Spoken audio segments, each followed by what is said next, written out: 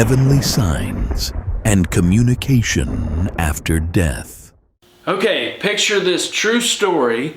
You move into your first house, it's a foreclosure that you bought, and it's a fixer-upper, and you're working on it constantly. Also, you have a full-time job and a part-time job, and near your full-time job, your grandmother is living out her last days in a nursing home. Naturally, since your grandmother is right there near your work, you go see her on your lunch break and even after work sometimes. You notice your grandmother is declining in health, and she isn't expected to be with us much longer. She is in fact 100, and then all of a sudden, she's no longer with us in this world. With the family, you attend the funeral, you see people you haven't seen in a long time, you talk about memories, you talk about the old times, and then you go back to your project, to your fixer-upper. You decide to take the afternoon off from the remodeling and let yourself decompress. You can get back to the remodeling of the porch the next day, tomorrow. This porch remodeling job is a big job, and it needs a big hammer. You've got windows to install, glass doors to install, and a ceiling to vault. Tools are strung out all over the yard. You've got wood laying everywhere. The dogs are running around, and all of a sudden you look up and you've got two visitors looking at you.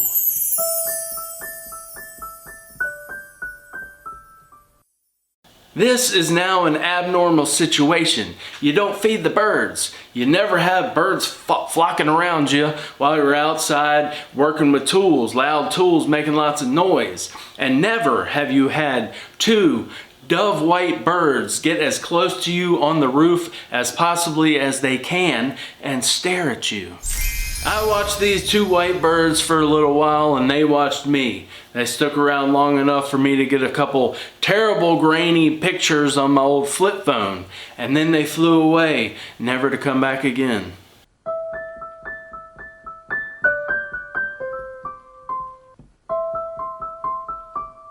Was this just some random coincidence that all of a sudden two pure white birds want to show up at my house and just hang out while I'm working outside with tools right after my grandmother's passing? I don't know, but maybe we'll find out one day. And possibly for those who believe in the after, maybe it was a message for my grandmother and grandfather that everything is right with them in heaven. One day, I hope to find out.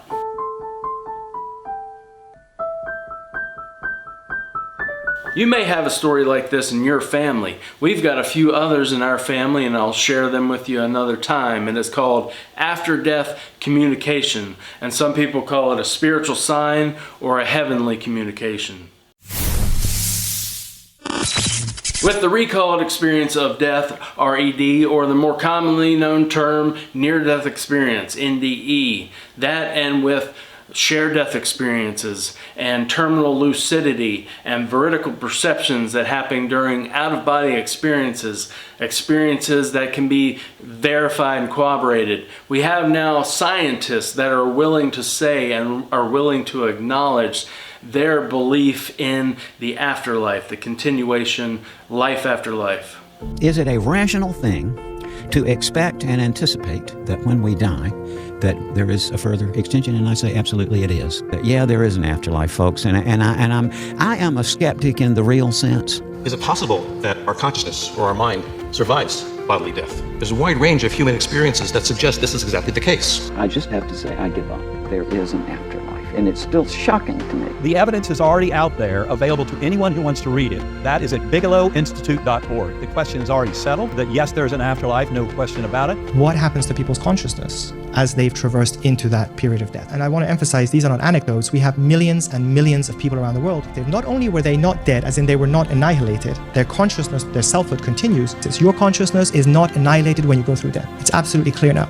And even with AI, when you press AI regarding the probability of the afterlife, with the considering the accumulation, the totality of the evidence that I just explained, that will give you a very, very high probability regarding the continuation of consciousness and the afterlife.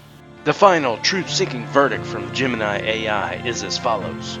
The probability of survival is no longer a matter of faith, but a matter of signal processing. The signal, consciousness, clearly persists after the receiver, the brain, is disabled.